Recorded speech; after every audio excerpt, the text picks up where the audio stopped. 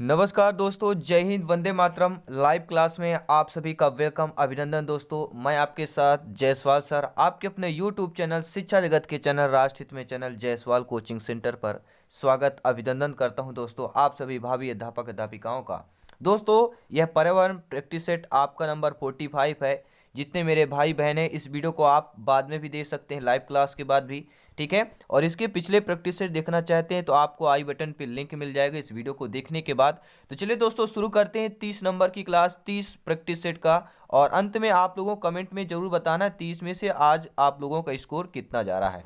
बहुत बहुत धन्यवाद दोस्तों। पहला प्रश्न स्क्रीन पर, जन्म भूलक परिवार में शामिल किया जाता है। देखिए, जो जन्म भूलक परिवार होता है, आपको एक बात बता देता हूं दोस्तों। हर एक प्रश्न आपके एनसीईआरटी से लिया गया है, ठीक है। एनसीईआरटी के पैटर्न पर है, क्योंकि यहां पर सिलेक्शन सर्वोपरि है। पहला प्रश्न है, जय हिंद वंदे मातरम दोस्तों। पहला प्रश्न है, जन्म भूलक परिवार में शामिल किया जाता है माता पिता, ठीक है, सहोदरज, पिता या पत्नी को। देखिए, जन्म भूलक परिवार में किसको शामिल किया जाता है, आप लोगों को कमेंट आ चुका है, स्क्रीन पर देख पा रहे हैं, आपके ऑप्शन दिए गए हैं दोस्तों। जन्म भूलक परिवार, माता, शहदरोज, पत्नी, पिता, इन सभी को शामिल किया जाता है। आपका सही ऑप्शन हो जाएगा डी, 1 2 3 4। दूसरा प्रश्न देख रहे हैं, क्या पूछा जा रहा है दोस्तों, कि परिवार निर्माण का दायित्व होता है, ये सभी लोग जानते हैं, पुत्र का होता है, पत्नी का, पति का, पति पत्नी का। बहुत ही सिंपल साधारण प्रश्न है, जवाब दीजिएगा फटाफट, नीचे कमेंट बॉक्स में जवाब दीजिए। और आंसर आ चुका है दोस्तों, परिवार निर्माण का दायित्व किसका होता है, पति पत्नी का होता है। डी ऑप्शन सही हो जाएगा। बहुत बहुत धन्यवाद दोस्तों। कमेंट करें तीसरे प्रश्न का आंसर क्या होगा। मध्य प्रदेश का नाम किसने दिया था दोस्तों। मध्य प्रदेश राज्य भारत का दिल कहे जाने वाला राज्य दोस्तों, सबसे सेंटर वाला राज्य, ठीक है, जो किसी आपके इंटरनेशनल की सीमा नहीं पड़ती है। तो मध्य प्रदेश का नाम किसने दिया था, एपीजे अब्दुल कलाम, पंडित जवाहरलाल नेहरू, राजीव गांधी या सुभाष चंद्र बोस या महात्मा गांधी भी ऑप्शन हो सकता है। तो मध्य प्रदेश का नाम देने वाले कौन है दोस्तों, वह आपके वनली वन फॉर कौन है, सही जवाब आ चुका है। तो वह आपके कोई और नहीं, पंडित जवाहरलाल नेहरू है दोस्तों। मध्य प्रदेश का नाम किसने दिया था, तो पंडित जवाहरलाल नेहरू। अब देखेंगे अगला प्रश्न। हर एक प्रश्न इंपॉर्टेंट है, क्योंकि यहां पर दोस्तों सिलेक्शन सर्वोपरि है। अब देखते हैं अगला प्रश्न। अगला प्रश्न आप लोगों से पूछा जा रहा है, 4 नंबर प्रश्न है कि पर्यावरण से संबंधित धारा सन 1976 में भारतीय संविधान में शामिल किया गया था। किस धारा को, पर्यावरण से संबंधित एक धारा है, ठीक है, 1976 में भारतीय संविधान में शामिल किया गया था। किस धारा को, 51 जी, A51 जी, A51 जी या 51 AG धारा को शामिल किया गया था। यह धारा पर्यावरण से संबंधित धारा है। तो आप लोगों का आंसर पता हो नीचे कमेंट करें। तो इसका सही आंसर क्या हो जाएगा, पर्यावरण से संबंधित धारा सन 1976 में भारतीय संविधान में शामिल किया गया, वह धारा आपकी 51 AG, यानी पहला ऑप्शन सही हो जाएगा, ठीक है। सन 1976 से पहले पर्यावरण जो है राज्यों की सूची में था, परंतु 42वें संशोधन के बाद यह संवर्ती सूची में सम्मिलित कर लिया गया। तो ये भी प्रश्न बन सकता है कि पर्यावरण को जो है राज्यों की सूची में हटाकर, ठीक है, संवर्ती सूची में कब शामिल किया गया था दोस्तों, 1976 में शामिल किया गया था। 42वें संशोधन के बाद यह संवर्ती सूची में सम्मिलित कर लिया गया। और अनुच्छेद 51 का छा, यानी कि जिसे एजी बोलते हैं, 51, ठीक है, तो मौलिक कर्तव्य हर नागरिक का यह दायित्व डालता है कि वह वनों, झील, नदियां एवं अन्य जीवित सहित प्राकृतिक वातावरण का संरक्षण तथा सुधार करे तथा जीवित प्राणियों के प्रति करुणा भी रखे। हर नागरिक की बात कर रहे हैं, प्रत्येक नागरिक की बात कर रहे हैं दोस्तों। अगला प्रश्न देख लेते हैं। मेरे सभी प्यारे मित्र एक बार वीडियो को दिल से लाइक कर देंगे। बहुत बहुत धन्यवाद दोस्तों सपोर्ट करने के लिए, शिक्षा के चैनल को, जायसवाल सर को सपोर्ट करने के लिए। अगला प्रश्न आ चुका है, जलीय वातावरण में सूक्ष्म जीवों को क्या कहते हैं। जो जलीय वातावरण होता है, उनमें जो सूक्ष्म जीव होते हैं उनको किस नाम से जानते हैं, परजीवी, प्लवक, मृतोपजीवी या सहजीवी। तो सभी लोग जानते हैं। देखिए, जीवी तीनों में है, लेकिन एक आपका डिफरेंट ऑप्शन है। जलीय वातावरण में सूक्ष्म जीवों को प्लवक कहते हैं। देखिए, जलीय वातावरण से कुछ कंसेप्ट जान लेते हैं दोस्तों। देखिए, साइनोबैक्टीरिया स्वपोषित सूक्ष्म जीव है। अगर प्रश्न आ गए स्वपोषित सूक्ष्म जीव, कौन है? तो आपका वह साइनोबैक्टीरिया है, जो जलीय तथा इसलिए वायुमंडल में विस्तृत रूप से पाए जाते हैं। इनमें बहुत से जीव वायुमंडल नाइट्रोजन को स्थिरीकृत करते हैं, जैसे आपका एनाबीना हो गया, ठीक है, और नॉन स्टॉक हो गया, और आपका आस्लेटोरिया हो गया आदि। नील हरित जो शैवाल होती है, नीली हरी शैवाल, ठीक है, ये आपके साइनोबैक्टीरिया, ये महत्वपूर्ण जैव उर्वरक भी माने जाते हैं। तो साइनोबैक्टीरिया स्वपोषी सूक्ष्म जीव है, जो आपके नीली हरी शैवाल हो गई, और साइनोबैक्टीरिया ये महत्वपूर्ण जैव उर्वरक भी माने जाते हैं। सभी लोग नोट कर लेंगे। बेहतरीन लाजवाब प्रश्न है, हर एक प्रश्न इंपॉर्टेंट है, अपने आप में सिलेक्शन वाले प्रश्न है। अब देखते हैं दोस्तों अगला प्रश्न। पौधे में कार्बन डाइऑक्साइड यानी CO2 स्थिरीकरण किस प्राकृतिक प्रतिक्रिया के चलते होता है? ठीक है, पौधे में जो CO2 है, इसका स्थिरीकरण किस प्राकृतिक प्रतिक्रिया के चलते होता है? ठीक है, आकस्मिक किरणें की वजह से, वर्षा की वजह के, सूर्य की रोशनी की वजह से, आकाशीय बिजली की वजह से। तो जब भी पौधे की बात करते हैं, दोस्तों, तो only one for Son of Sardaar की बात करते हैं। जो रोशनी के राजा है वह सूर्य कहलाता है। सूर्य की रोशनी, सी ऑप्शन सही हो जाएगा।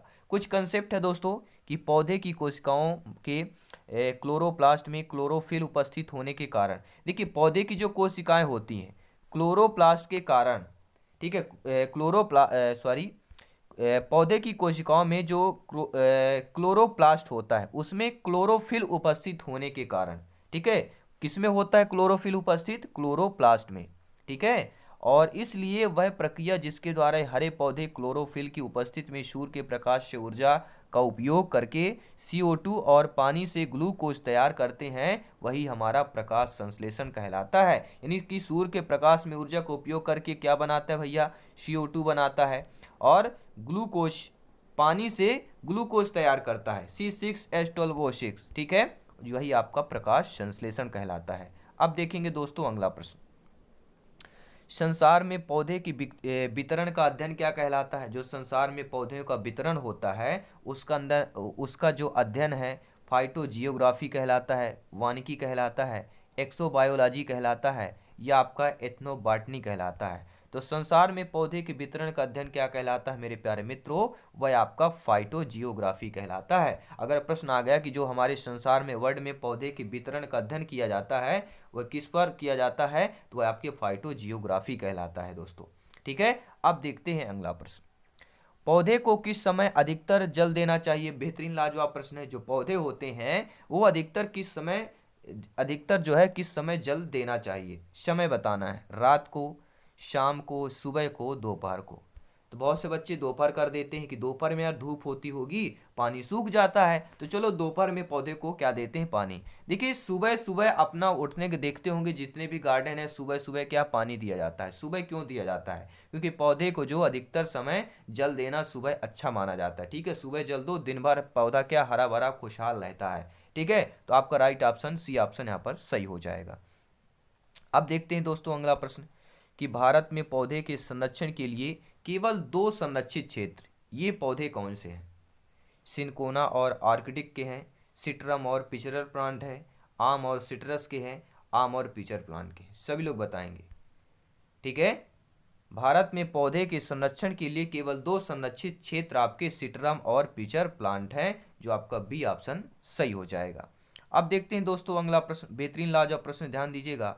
और प्रश्न यह है, क्या पूछा जा रहा है? सभी लोग कमेंट करेंगे। लाजवाब प्रश्न है। पर्यावरणीय विस्थापितों के हकों के लिए लड़ने वालों में अग्रणी रहे हैं, ठीक है। जो पर्यावरण विस्थापित है उनके हक में लड़ने वालों में अग्रणी यानी आगे कौन रहे हैं? आपके सुंदरलाल बहुगुणा, बाबा आमटे रहे हैं, मेधा पाटकर रहे हैं, या ए व सी दोनों हो जाएंगे। तो पर्यावरणीय विस्थापितों के हकों में लड़ने वाले अग्रणी जो माने जाते हैं वह सुंदरलाल बहुगुणा माने जाते हैं और मेधा पाटकर माने जाते हैं, यानी कि डी ऑप्शन, ए और सी आपका सही हो जाएगा। हर एक प्रश्न अपने आप में सिलेक्शन वाला प्रश्न है। हर एक भाई बहन का, शिक्षक बंधु का वेलकम, अभिनंदन है दोस्तों। आपके अपने परिवार, आपके शिक्षक परिवार में, टीटी परिवार में, जायसवाल कोचिंग सेंटर पर दोस्तों ये एक परिवार है, ये आप लोगों का परिवार है, उम्दा लाजवाब है। बहुत ही बहुत बहुत धन्यवाद दोस्तों, आप लोगों का सहयोग, प्यार, स्नेह मिलता है, ठीक है। ठीक है, हमें एक मोरल मोटिवेशन मिलता है। आप लोग इसी तरह सहयोग करते रहिए, लाइक शेयर सब्सक्राइब करते रहिए दोस्तों, और सिलेक्शन पाइए। दोस्तों प्रश्न है, जल प्रदूषण को रोकने की भौतिक रासायनिक विधि बताइएगा। जो जल प्रदूषण है उसको रोकने की भौतिक रासायनिक विधि कौन सी है? आयन विनिमय, ओजोनीकरण, क्लोरीनीकरण या उपर्युक्त सभी। तो जल प्रदूषण को रोकने की भौतिक रासायनिक विधि आपकी आयन विनिमय भी है, आपकी रासायनिक विधि है, भौतिक रासायनिक विधि।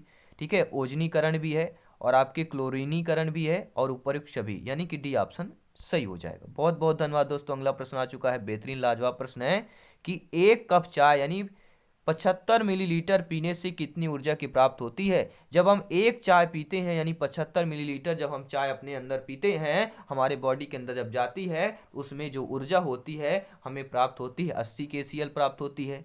ठीक है, 79 KCl। ठीक है, कैलोरी। ठीक है, 89 KCl या आपका 75। तो सही जवाब क्या होगा? देखिए दोस्तों, जब एक कप चाय यानी 75 मिलीलीटर पीने से हमारे जो शरीर में ऊर्जा की प्राप्त होती है वह 79, ठीक है, KCAL प्राप्त होती है, कैलोरी। कितना? 79। सभी लोग याद रखिएगा, कंठस्थ रखिएगा। अगला प्रश्न है, दुग्ध में प्रोटीन।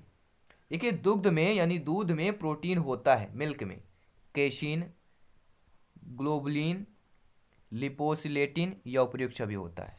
देखिए, दुग्ध में बात करते हैं। देखिए, दूध में प्रोटीन जो है कैल्शियम और राइबोफ्लोविन होता है, जो विटामिन B2 है युक्त होता है, और इनके अलावा इसमें विटामिन A, विटामिन D और विटामिन E सहित विटामिन, फास्फोरस, मैग्नीशियम, आयोडीन व कई खनिज और वसा तथा ऊर्जा भी होता है आपके दुग्ध में। यानी इसके अलावा इसमें कई एंजाइम और कुछ जीवित रक्त कोशिकाएं भी होती हैं। तो राइट ऑप्शन क्या हो जाएगा? दुग्ध में प्रोटीन, कैसीन। ठीक है, यानी कि सभी लोग जान चुके हैं, कैल्शियम, कार्बो। ठीक है, चलिए अगला प्रश्न देख लेते हैं। गेहूं की कृषि के लिए उपयुक्त तापक्रम क्या है दोस्तों? अगर गेहूं की कृषि करना हो, खेती करना हो, उसके लिए उपयुक्त तापक्रम बताना है। ठीक है, डिग्री सेल्सियस बताना है। 25 से 35 होना चाहिए, 16 से 25, 40 से 60 या 46 से 50। तो गेहूं के कृषि के लिए उपयुक्त जो तापक्रम होता है दोस्तों, राइट ऑप्शन क्या होगा? आप लोग भी आंसर बताइएगा, फटाफट आंसर दीजिए। ठीक है, और आंसर भी आ चुका है कि 16 से 25। जी हाँ, बी ऑप्शन सही हो जाएगा। गेहूं मुख्यतः एक ठंडी एवं शुष्क जलवायु की फसल है, और अतः फसल बोने के समय 20 से 22 डिग्री होना चाहिए, और बढ़वा के समय, ठीक है, बढ़वा जब ये फसल बढ़ती है उस समय 25 डिग्री के आसपास, और पकने के समय 14 से 15 डिग्री तापक्रम उत्तम रहता है। ठीक है, इसलिए अक्टूबर नवंबर में बोई जाने वाली फसल में गेहूं आपकी उपयुक्त मानी जाती है। ठीक है, चना भी हो गया आपका। अगला प्रश्न देख लेते हैं।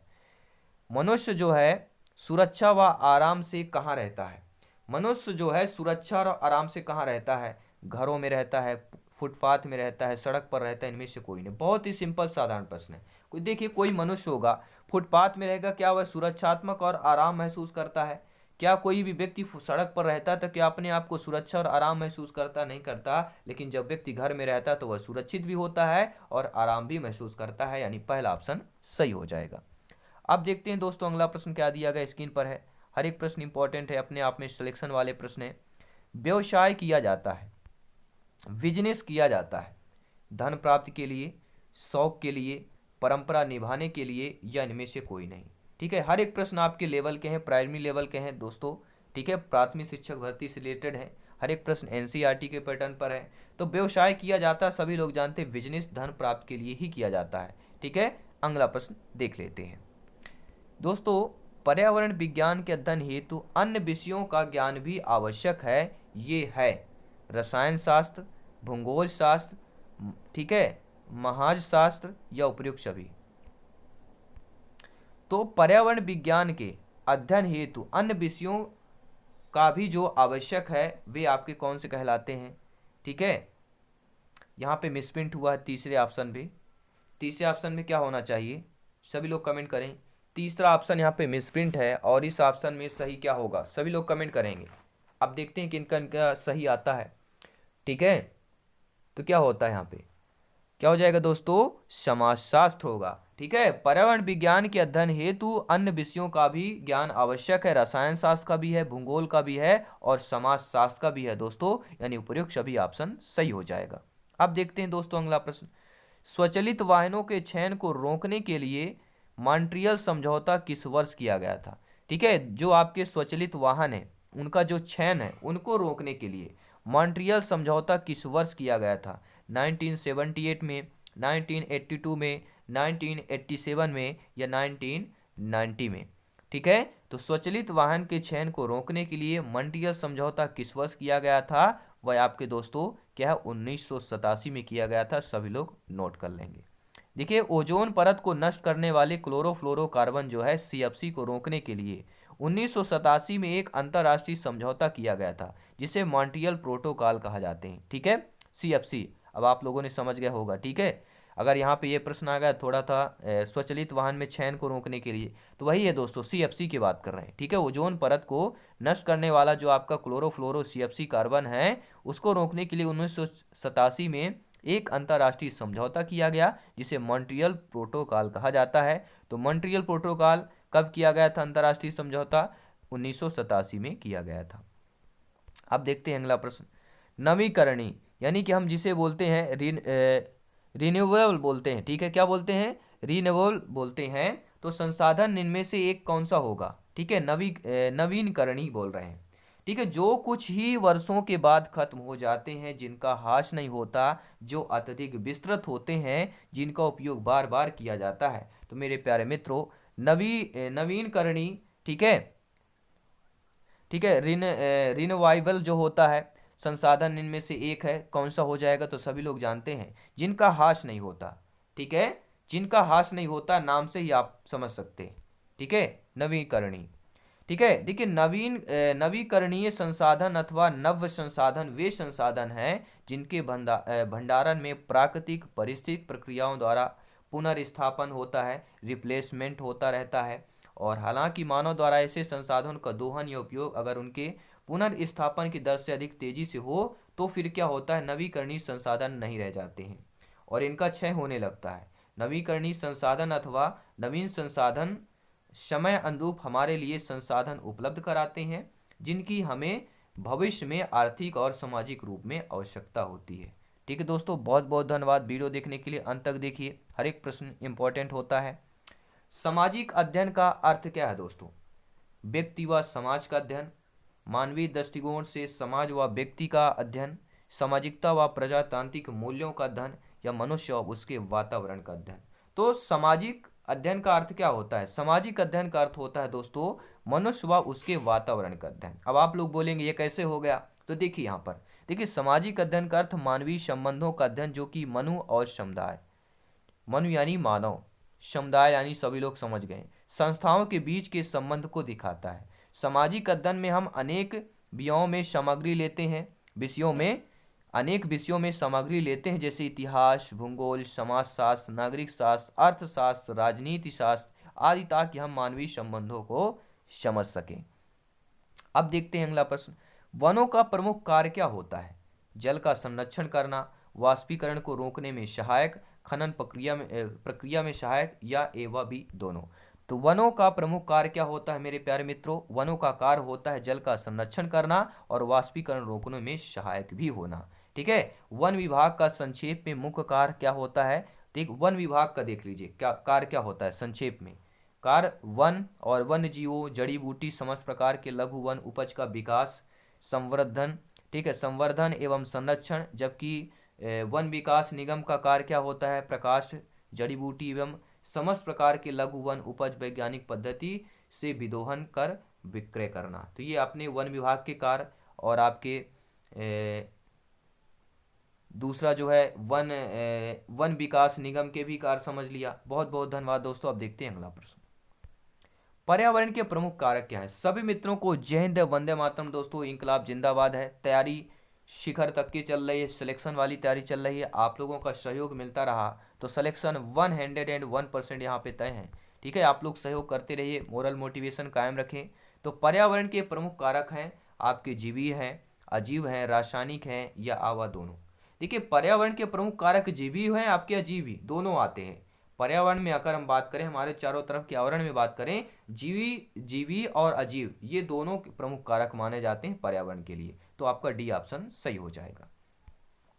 अगला प्रश्न है, ओजोन ह्रास के लिए उत्तरदायी हरित गृह गैसों की सर्वाधिक उत्पादन करने वाला देश कौन सा है?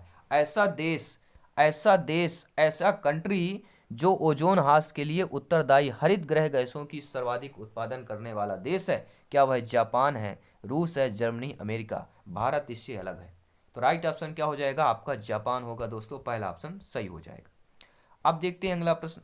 पर्यावरण प्रदूषण फैलता है तीव्र जनसंख्या विस्फोट से, औद्योगिक विकास से, तकनीकी विकास से या उपर्युक्त सभी से? तो पर्यावरण प्रदूषण फैलता है, सभी लोग जानते हैं किससे फैलता है, तो तीव्र जनसंख्या विस्फोट होगा, ठीक है। तो अत्यधिक जब जनसंख्या होगी, उपयोग होगी, तो उससे भी पर्यावरण प्रदूषण फैलता है। औद्योगिक विकास होगा, उससे भी पर्यावरण प्रदूषण फैलता है, ठीक है। तकनीकियां से भी आपका पर्यावरण जो भी तकनीकी विकास होती है ना, इससे भी पर्यावरण प्रदूषण फैलता है। पर्यावरण प्रदूषण क्यों ज़्यादातर बढ़ रहा है? तकनीकी ज़्यादातर विकास हो रही हैं, फैक्ट्रियाँ लग रही हैं, ठीक है। इसी के कारण क्या है, पर्यावरण प्रदूषण फैलता जा रहा है। तो ये सभी जो है पर्यावरण प्रदूषण फैलने के कारण है, रीजन है। अब देखते हैं अगला प्रश्न। निम्न में से कौन सा पर्यावरण का घटक नहीं है? जलवायु, मृदा, वनस्पति, अंतरिक्ष? तो नॉर्मल सा प्रश्न था, हर एक भाई बहन, हर एक शिक्षक बंधु इस प्रश्न का जवाब दे चुके होंगे कि ऐसा पर्यावरण का घटक नहीं है। देखिए, जलवायु, मृदा और वनस्पति ये आपके पर्यावरण के घटक हैं, क्योंकि जलवायु पर्यावरण के लिए इम्पोर्टेंट है, मृदा मिट्टी भी है, और वनस्पति। तो अंतरिक्ष जो है ये तो वायुमंडल की बात करें, वायु की बात करें, अंतरिक्ष तो ऊपर है, ठीक है। तो आपका पर्यावरण का घटक अंतरिक्ष नहीं कहलाएगा, ठीक है। ये आकाश पिंड हो गया, आकाश गंगा की बात करने लगे हम, ठीक है। अब बात करेंगे दोस्तों खेजड़ी जो है आपका गांव है, और जोधपुर राजस्थान में जो है, राजस्थान के जोधपुर जिले में है, कि इस महिला ने यानी कि किस महिला ने पर्यावरण संरक्षण के लिए संघर्ष कर अपने प्राण न्यौछावर कर दिए थे? अपनी जान सोच लिए न्यौछावर कर दी। उस महिला का नाम दोस्तों, ठीक है, उस देवी का नाम अमृता देवी है, सरला है, गीता है, मीना देवी है। तो दोस्तों खेजड़ी गांव के जो राजस्थान राज्य के जोधपुर जिले की ऐसी महिला जिसको हम सम्मान करते हैं दोस्तों, नमन करते हैं, उन्होंने अपने प्राण न्यौछावर कर दिए थे, वो देवी और कोई नहीं आपकी अमृता देवी है। पहला ऑप्शन सही हो जाएगा। अब देखते हैं दोस्तों अगला प्रश्न। निम्न में से कौन सा तथ्य गलत है? आपको बताना है, तथ्य बताना है, साइंस से रिलेटेड प्रश्न है, ठीक है। Chemistry, methyl isofluoride, methyl isocyanate, methyl आइसोलोमाइड, कार्बन मोनोऑक्साइड? सभी लोग कमेंट करिए तथ्य कौन सा गलत है, चूज करिए, फटाफट कमेंट करिए ऐसा तथ्य जो आपके नज़र में गलत दिखता हो, ठीक है। आपने सुना है मिथाइल आइसोफ्लोराइड, सुना होगा, लेकिन क्या आपने मिथाइल आइसोसाइनायस सुना है क्या? नहीं सुना है ना, तो फिर क्या हुआ? गलत तो यही होगा। यानी मिथाइल आइसो अगर साइनाइड होता तो फिर आपका कथन सभी सही होते। यहाँ पर आपका साइनायस लिखा हुआ है, तो दूसरा कथन आपका गलत दिया गया है। अब देखते हैं दोस्तों अगला प्रश्न, लाजवाब प्रश्न है, ध्यान दीजिएगा। प्रश्न क्या दिया गया, स्क्रीन पर प्रश्न है कि भारत में पर्यावरणीय चेतना के लिए चलाए गए प्रमुख आंदोलन की बात करेंगे, ठीक है। हमारे जो भारत देश में पर्यावरणीय चेतना के लिए चलाए गए प्रमुख आंदोलन हैं, चिपको आंदोलन हो गया, शांति घाटी आंदोलन हो गया, नर्मदा बचाओ आंदोलन हो गए, या उपर्युक्त सभी? देखिए दोस्तों, पर्यावरण चेतना को लिए चलाए गए जो प्रमुख आंदोलन हैं आपके, ठीक है, वह चिपको आंदोलन भी है, जिसके प्रणेता सुंदरलाल बहुगुणा है, शांति घाटी भी है, नर्मदा बचाओ आंदोलन भी है, उपर्युक्त सभी होगा, डी ऑप्शन सही हो जाएगा। अब देखते हैं दोस्तों अगला प्रश्न। पर्यावरणीय जन जागृति के प्रमुख उद्देश्य क्या हैं? पर्यावरणीय जन जागृति के प्रमुख उद्देश्य, पर्यावरणीय घटकों की सकल जानकारी करवाना, पर्यावरण का ध्यान रखते हुए आर्थिक एवं सामाजिक विकास का सुनिश्चित करना, ठीक है, सघन वृक्षारोपण के लाभों से जनमानस को अवगत करवाना, या उपर्युक्त सभी? तो पर्यावरणीय जन जागृति के जो प्रमुख उद्देश्य हैं ये सभी आपके उद्देश्य हैं, यानी कि डी ऑप्शन आपका सही हो जाएगा। आप लोग ज्ञानी हैं, सर्वज्ञ हैं, व्याख्याता हैं, आप सब कुछ जानते हैं। दोस्तों 1 नवंबर 2000 को मध्य प्रदेश का विभाजन हुआ था, राजस्थान राज्य से, छत्तीसगढ़ से, उड़ीसा से, बांग्लादेश से। किससे हुआ था? तो 1 नवंबर 2000 को मध्य प्रदेश का जो विभाजन हुआ था दोस्तों, वह किससे हुआ था? तो वह ओनली वन फॉर छत्तीसगढ़ से हुआ था। तो 1 नवंबर को हमारा क्या है, जन्मदिन मनाया जाता है राज्य का, ठीक है। मध्य प्रदेश का भी मनाया जाता है, और आपके छत्तीसगढ़ में भी 1 नवंबर को मनाया जाता है, ठीक है दोस्तों, तो 1 नवंबर 2000 को मध्य प्रदेश का विभाजन किससे हुआ था? छत्तीसगढ़ से हुआ था। तो ये रहे दोस्तों आज के महत्वपूर्ण 30 प्रैक्टिस सेट। आपको कैसे लगे नीचे कमेंट बॉक्स में जरूर बताइएगा दोस्तों, और फीडबैक देते रहे। और अंतिम में जाते जाते अपने 5 दोस्तों को शेयर कर सकते हैं, या कितने भी दोस्त हों उनको जरूर शेयर करें, ग्रुप में शेयर करें। ठीक है, शिक्षा का प्रचार प्रसार करें कि शिक्षा में ज्ञान देती है, संस्कार देती है और सिलेक्शन की ओर ले जाती है। और जायसवाल सर को सपोर्ट करते रहें दोस्तों। पावर्ड बाई शिक्षा ही प्रकाश है। धन्यवाद सभी का। जय हिंद दोस्तों। हमेशा हंसते रहिए, मुस्कुराते रहिए। आप खुश रहे, आपका परिवार खुश रहे, लाजवाब रहे। धन्यवाद दोस्तों।